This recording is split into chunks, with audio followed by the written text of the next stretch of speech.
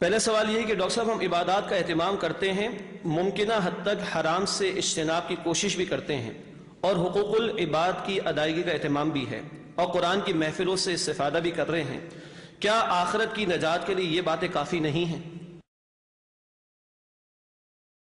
قطعاً کافی نہیں۔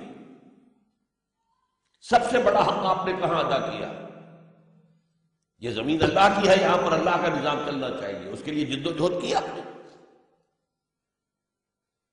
آپ حقوق کی بات کرتے ہیں، اولاد کے حقوق آپ کو یاد ہے، بیوی کے حقوق یاد، اللہ کا حق یاد ہے؟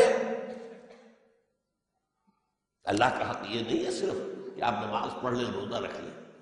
اللہ کا حق تو یہ ہے کہ اللہ کے دین کو ان اقیموا الدین ولا تتفرقوا فیہ، دین کو قائم کرو۔ ہاں قائم کر دینا یہ لازم نہیں، کرنے کی کوشش کرو، امکانی حد تک تم کوشش کرو گے تو تم سرخرو ہو جاؤ گے، چاہے دنیا میں کامیابی ہو چاہے نہ ہو۔ کوشش ہی نہیں کرتے تو اس کا مطلب کیا ہے؟ سوچیے، اس کا مطلب یہ ہے کہ آپ باطل نظام پر راضی ہیں۔